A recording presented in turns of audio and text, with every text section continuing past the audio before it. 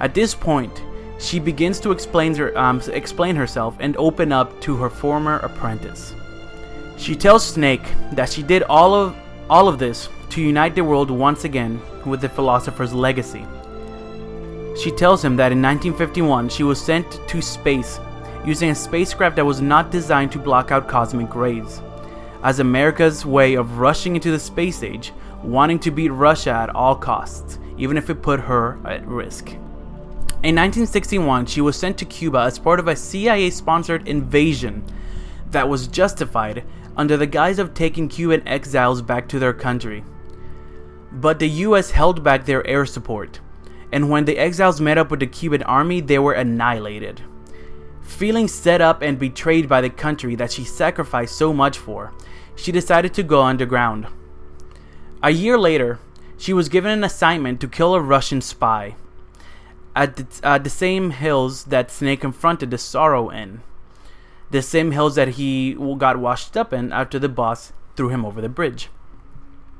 That spy turned out to be the Sorrow, who was not only the boss's former comrade in the Cobras, but also her lover.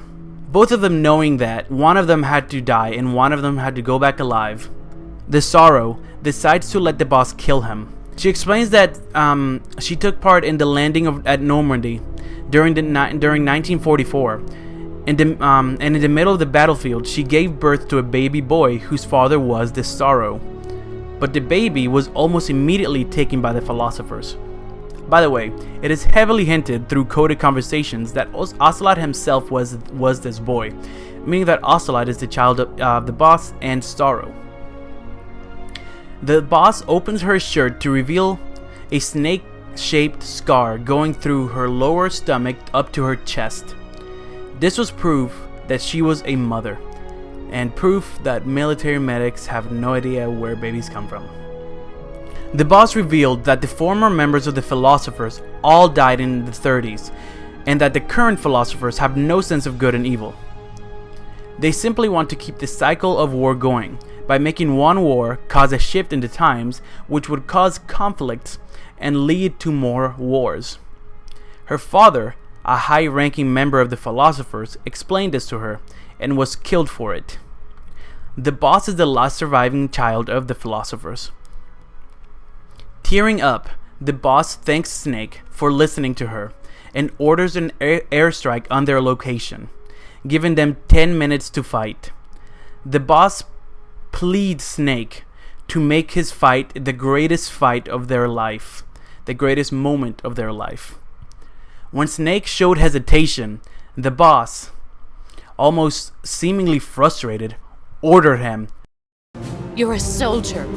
Finish your mission. Prove your loyalty. Face me." After a depressing and completely silent battle, in which she dismantled your gun, the boss goes down. As she dies, she gives Snake the film Volgin gave her and her gun. She asks him to kill her. Her last words being, "There's only room for one boss and one Snake."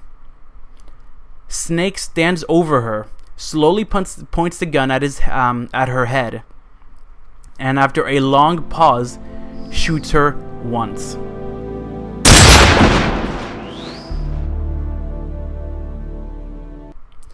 At this moment, the white petals around him slowly turn red.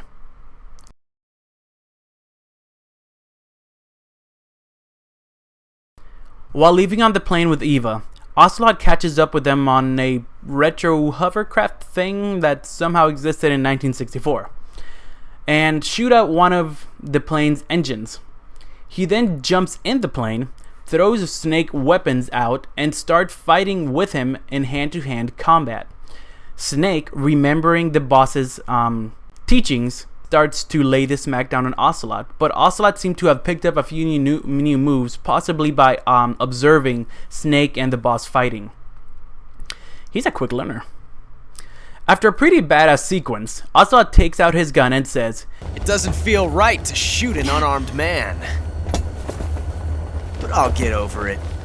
Eva quickly throws a revolver at Snake, and they both quickly start shooting at each other at point blank range. But both guns were empty. After an awkward silence, Ocelot takes out the same bullet that got jammed when he first met Snake and puts it in his gun. Then asks him, "What do you think about one last showdown?" Snake agrees.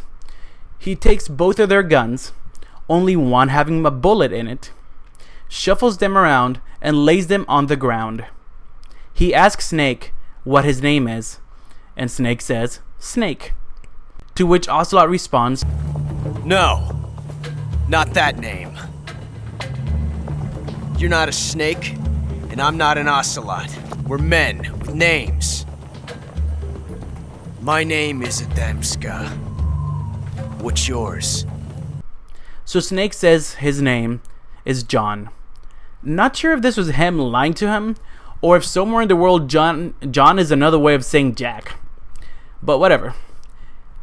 After choosing a gun, multiple things can happen depending on what the player or on which gun the player chooses. But in the end, each decision ends in neither of them dying. Ocelot laughs it off, saying that it was fun. He bids Snake farewell and jumps out of a moving airplane into the river. Wow. During this whole time, Eva was struggling to keep the plane in the air since it was running on one engine. Snake goes to the cockpit and helps Eva bring the airplane up while almost colliding with a mountain. Just when they thought they were out of the woods, two jets come up behind them and prepare to attack. Both Snake and Eva are aware that not only could their bigger, bulkier, and one engine missing plane could not outmaneuver the jets, but also that their plane didn't even have any offensive capabilities. Knowing this, they both accept defeat and wait to be shot down. Suddenly, the jets get a direct order from Khrushchev to disengage and return to base. Right as both of them are about to kiss, Major Zero cockblocks Snake and calls him. He says that the jets disengaging might have been a way of Khrushchev thanking them, or maybe he just wanted them to owe him one. He tells him that there's a nearby base in Alaska, and both Snake and Eva fly there. While in a cabin in Alaska, or at least what I think is a cabin, it's never really specified if this is Snake's house or not. But Snake and Eva joke and drink next to the fire before they begin making sweet, sweet love.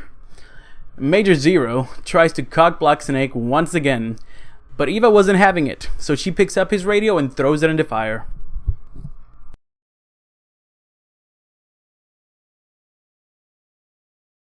The next morning, Snake wakes up alone and finds a recording left to him by Eva.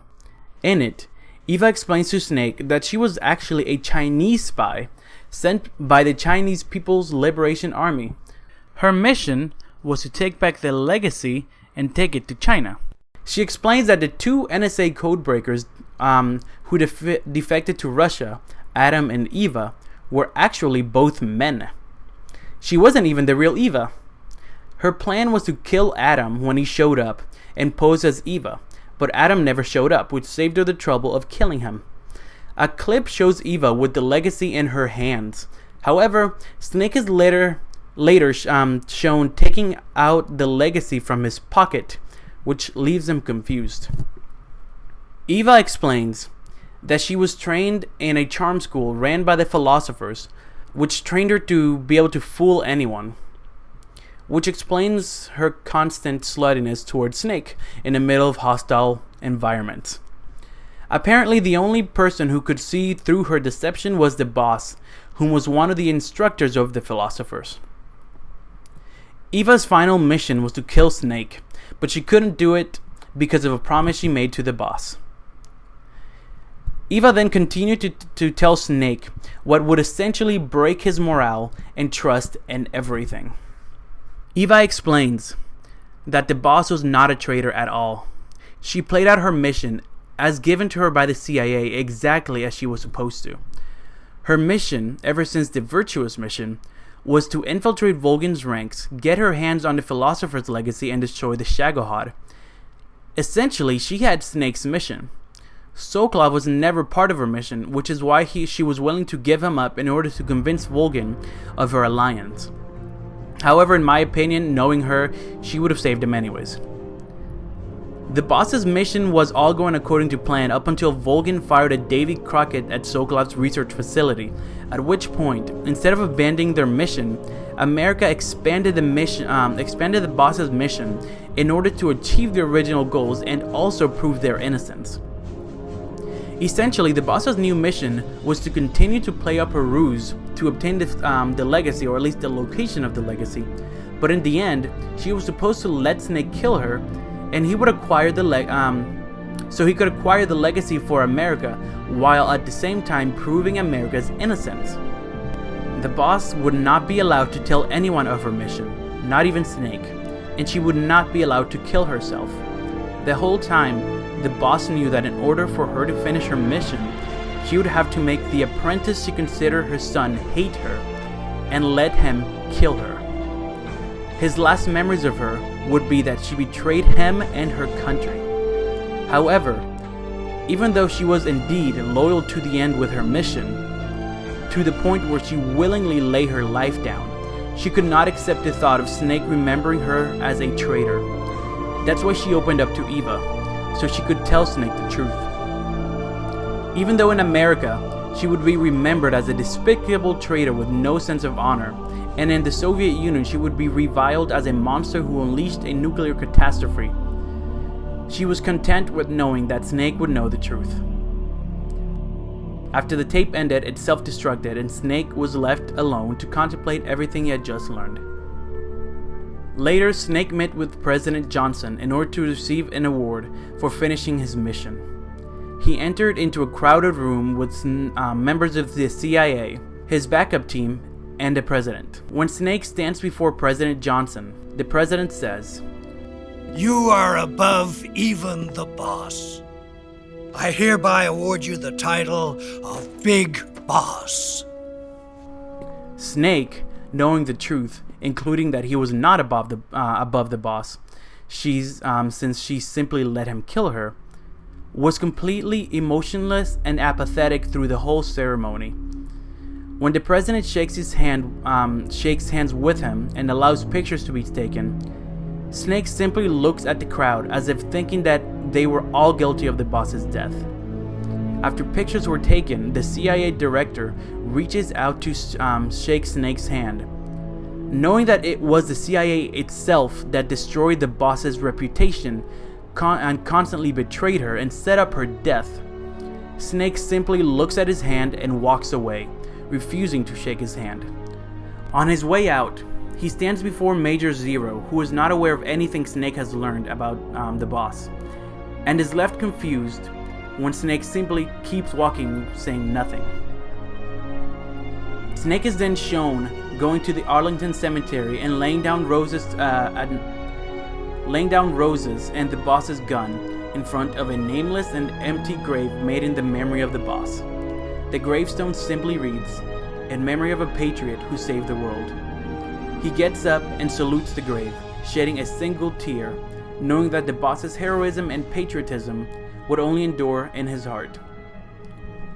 After the credits roll, you hear a phone call made by Ocelot. It's a phone call to the KGB chief director. Now remember, he's part of GRU, not supposed to be part of the KGB. He informs him that both Groznygrad and Granin's research facility are destroyed. He also says that Khrushchev is finished and that his time has finally arrived, him being the KGB chief director. He goes on to say that the American government is relying on the Soviets to keep a lid on everything, which should come in handy for future negotiations, in which, in his own words, they've got America by the balls. He finished the call by telling him that he will keep the KGB informed on anything else. So Ocelot was a KGB spy within GRU. Man, Russia really needs to get their shit together. But wait, there's more. Ocelot makes a second phone call, this time to the DCI, the director of the CIA. He informs them that the boss has finished her mission and that the philosopher's legacy is now safely with quote-unquote us. The use of the word us implies that Ocelot was actually